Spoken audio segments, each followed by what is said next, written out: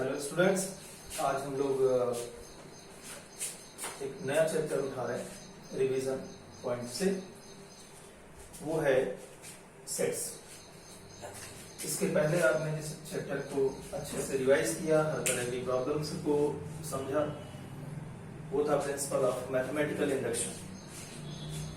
तो आज का चैप्टर आपको सेट्स मिलेगा, जिसमें पेज 1 में, इसे ध्यान दीजिएगा क्योंकि ये आपके लिए ज्यादा जरूरी है। पेज 1 में हम पढ़ेंगे डेफिनेशन एंड रिप्रेजेंटेशन, कि किस तरह से किसी भी सेट को डिफाइन किया जाता है, साथ में उसके एलिमेंट्स को हम किस तरह से रिप्रेजेंट करते हैं, या एलिमेंट का रिलेशन सेट से कैसे बनाते हैं। तो जब डेफिनेशन की बात आती, कई तरह की किताबों में सब अलग अलग व्यू बने हुए हैं। कौन सा व्यू राइट है, कौन सा व्यू रॉन्ग है, इस चीज को थोड़ा सा हमको समझना पड़ेगा, क्योंकि हर तरह की डेफिनेशन है। ओवरऑल ये होता है, हाँ ये भी सही है, ये भी सही है, ये भी सही है। तो आइए जरा हम इस पे थोड़ा सा विचार करते हैं। सबसे पहले डेफिनेशन कहती है, collection of well defined objects is called sets. ठीक, ये पहली डेफिनेशन है। अब इस डेफिनेशन से अगर हम काम करेंगे तो इनका बोलना है कि collection of well defined objects is called sets. ये वो सिचुएशन है जब आपके स्कूल में लंच का टाइम होता है, कि उस टाइम जितने भी बच्चे ग्राउंड पे होते हैं वो वेल डिफाइंड ऑब्जेक्ट के फॉर्म में होते हैं, बट उनका कलेक्शन वेल डिफाइंड नहीं होता। मीन्स हम किसी पर्टिकुलर बच्चे को अगर वहां पे ढूंढेंगे तो नहीं मिलेगा। असेंबली टाइम एक ऐसा टाइम होता है जिसमें सारे बच्चे मैनर्ड वे में ग्राउंड पे होते हैं, किसी भी पर्टिकुलर बच्चे को हम सर्च कर सकते हैं। तो यहां पे ऑब्जेक्ट तो वेल डिफाइंड मिल रहा है, बट उसका कलेक्शन वेल डिफाइंड नहीं। जो एक क्वेश्चन मार्क है इस डेफिनेशन। ठीक, तो फिलहाल एक अच्छी डेफिनेशन का ये काम नहीं है कि आधी चीज को बताए वो और आधी चीज को ना बताए, क्योंकि हमारे पास सेट्स में सबसे ज्यादा इंपॉर्टेंट है ऑब्जेक्ट्स, और उससे भी ज्यादा इंपॉर्टेंट है उनका कलेक्शन। कि पहली बात तो हमारा ऑब्जेक्ट भी क्या होना चाहिए, वेल डिफाइंड होना चाहिए, उनका कलेक्शन भी क्या होना चाहिए, वेल डिफाइंड होना चाहिए। तो अगर हम इस डेफिनेशन को जिस रीजन से कट कर रहे हैं उस बात को आप समझ रहे हैं कि क्यों इसको कट किया गया, कि ऑब्जेक्ट डिफाइंड है बट कलेक्शन डिफाइंड नहीं है। तो जरा सेकेंड डेफिनेशन पे कुछ किताबों में ये भी मिलती है, जिसमें कहा गया well defined collection of objects is called set.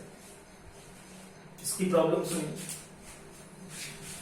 यहां कलेक्शन तो वेल डिफाइंड होगा, बट ऑब्जेक्ट पर कोई कंडीशन नहीं दिख रही। इट मींस अगर हम 10 चेयर्स लगा देते हैं और उस पे टैग्स लगा देते हैं, भूत 1, भूत 2, भूत 3 वगैरह वगैरह, मीन्स यहां पे आपका जो ऑब्जेक्ट है वो रियल है कि इमेजिनरी, ये मेंशन नहीं। हाँ, उनका कलेक्शन जो है वो डिफाइंड। मीन्स हमें पता है कि 10 सीट्स हैं। अब उन 10 सीट्स पे इंसान बैठा हुआ है कि जानवर बैठा हुआ है कि भूत प्रेत बैठा हुआ है। ठीक, ये थोड़ा सा वहां पे प्रॉब्लम आ रही है। क्यों? क्योंकि कलेक्शन डिफाइंड है बट ऑब्जेक्ट डिफाइंड नहीं हो रहा है। ठीक, यहां भी प्रॉब्लम आई, जिसकी वजह से इस डेफिनेशन को भी हमें निग्लेक्ट करना पड़ा, क्योंकि कुछ ना कुछ कमी यहां भी महसूस हुई। कि पहले में क्या महसूस हुआ कि ऑब्जेक्ट डिफाइंड है, कलेक्शन नहीं डिफाइंड है। दूसरे में क्या फील हो रहा है, कलेक्शन डिफाइंड है बट ऑब्जेक्ट नहीं डिफाइंड है। तो अब हम पहुंचते हैं थर्ड डेफिनेशन, जिसे अच्छे से देखिएगा। बोला गया a well defined collection of well defined objects is called set. Means यहां पे कलेक्शन भी डिफाइंड है और ऑब्जेक्ट भी डिफाइंड है, तो ऐसी सिचुएशन में जो चीज फॉर्म होती है उसे हम क्या बोलते हैं, सेट्स बोलते हैं। कि आप अगर बना के चले भी जाते हो तो जो नेक्स्ट पर्सन आएगा उसे उसको समझने में कोई प्रॉब्लम नहीं आएगी कि 10 सीट्स हैं और उसमें 10 पर्सन्स को बैठाया गया है। लाइक योर एग्जामिनेशन हॉल, जिसमें आप बैठकर एग्जाम देते हैं, आप भी डिफाइंड हो, आपकी सीट भी डिफाइंड है। थिएटर्स में मूवी देखते हैं, वहां भी आपकी सीट डिफाइंड है और आप भी डिफाइंड हो। असेंबली टाइम होता है, वहां भी आप जिस तरह से भी अरेंज किए जाते हैं, आपका कलेक्शन भी डिफाइंड है और आप भी डिफाइंड है। तो इसलिए सेट्स की डेफिनेशन सिर्फ दो पहिए पे चलेगी। फर्स्ट है कलेक्शन और दूसरा है ऑब्जेक्ट। तो जब तक ऑब्जेक्ट और कलेक्शन दोनों वेल डिफाइंड नहीं होंगे तब तक आपकी डेफिनेशन में कुछ न कुछ कमी रह जाएगी। तो कंप्लीट डेफिनेशन ऑफ सेट्स को अगर आप अपने वे मिलेंगे, that means a well defined collection of well defined objects is called set. Clear? अब आगे बढ़ते हैं और ये समझने की कोशिश करते हैं कि ठीक है ये सब तो समझ में आ गया, बट इसको मैथमेटिकल सिस्टम में कैसे ले आए, क्योंकि ये तो लैंग्वेज है। ठीक, लैंग्वेज से आप समझा लेंगे अगले को जो मैथमेटिक्स के बारे में कुछ नहीं जानता है, उसको आपने ये बता दिया कि हाँ भैया सेट क्या होता है। बट अपने मैथमेटिक्स में वो कौन से टर्म्स होते हैं जिससे हम सेट को इंट्रोड्यूस कराते हैं या एग्जिस्ट कराते हैं। मैं नोटेशन से बात को समझिएगा। पहला नोटेशन कहता है set is always named by capital alphabets, that is capital A, capital B, capital C, anything. Means जब भी किसी सेट का नाम लिख रहे हैं आप तो सिर्फ और सिर्फ क्या यूज करेंगे, कैपिटल अल्फाबेट्स यूज करेंगे। दूसरी चीज ऑब्जेक्ट्स, जिसे अब हम इन फ्यूचर एलिमेंट्स बोलेंगे किसी भी सेट का, क्योंकि यही वो स्टैंडर्ड वर्ड है जो अब आगे आपको मिलेगा। यहां पे समझाना था इसलिए ऑब्जेक्ट यूज किया गया। तो elements that means object of a set is covered by this type of bracket. Means कि जब भी आप किसी भी सेट के एलिमेंट्स को कहीं पे रखेंगे तो उसको जिस तरह के ब्रैकेट से कवर करेंगे वो ब्रैकेट सिर्फ इस टाइप का होगा और किसी भी टाइप के ब्रैकेट को यूज नहीं किया जाएगा। For example, capital A B a set of vowels can be expressed as, तो हमने कैपिटल ए नाम लिख दिया, फिर सारे वॉवेल्स यहां पे हमने 1 बाय 1 लिख दिए, के बाद इनको इस ब्रैकेट से कवर कर दिया। तो ये कंप्लीट एक्सप्रेशन किसका है, एक सेट का।